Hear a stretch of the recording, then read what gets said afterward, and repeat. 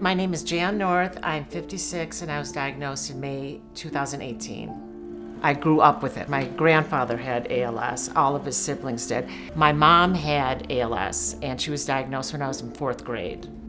Went to support groups with my mom and saw her decline. That was hard. That was really hard.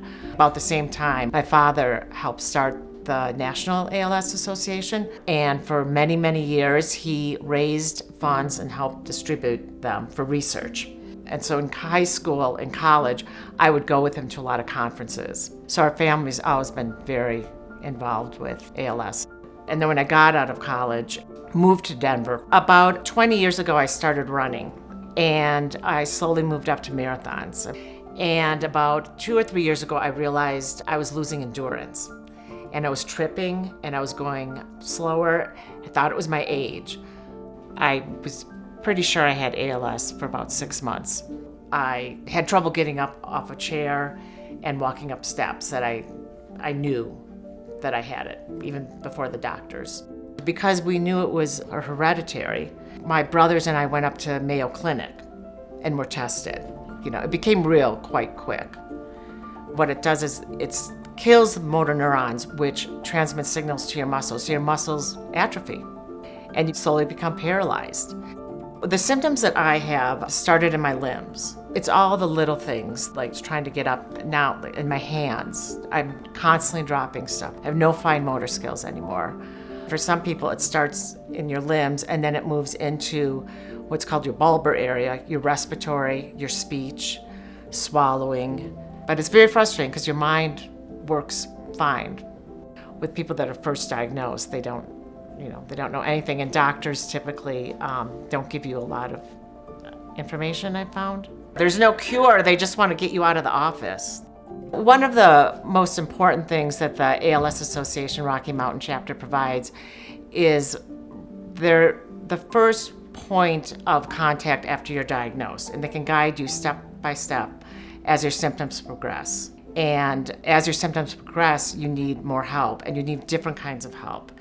And they will provide that from patient services, care coordinator, support groups, equipment loans, and big thing is the ALS clinics. You can go to 5 or 6 doctors at once. So they're neurologists, they're PT, they're OT, speech, nutrition. They provide a lot of education. So research that's going on out there, so clinical trials, anything you might need, they will help you. Much more, I found, than your regular neurologist. The ALS Association just has a breadth of information and support. If you walked around my house, you would think I was a medical equipment store.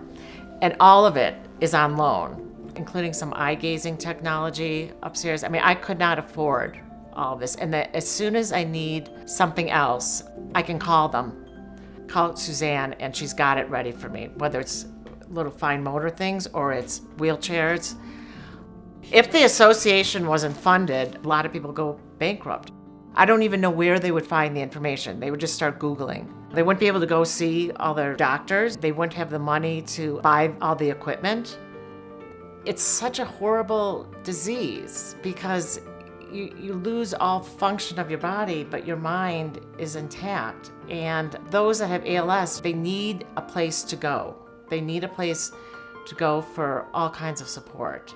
The Rocky Mountain Chapter ALS Association is just such a huge resource for everything that you may need, both emotional and physically, much more so than any doctor. And I've heard that over and over from other patients. Now more than ever, people with ALS need the association. With the pandemic, I mean, we're all restricted in our homes, but we're even more restricted. We are trapped in our bodies.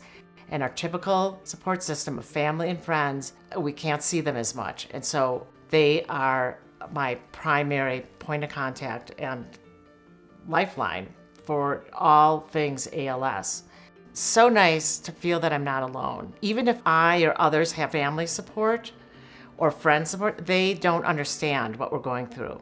But the ALS Association does. It doesn't matter how much empathy you get from your family and friends, it's not the same. The association just helps me anticipate the changes that are coming for a disease I can't plan for.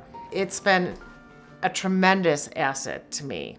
So I would be lost without the Rocky Mountain Chapter ALS Association. They are our lifeline. Now more than ever, it is critical that the ALS Association is funded.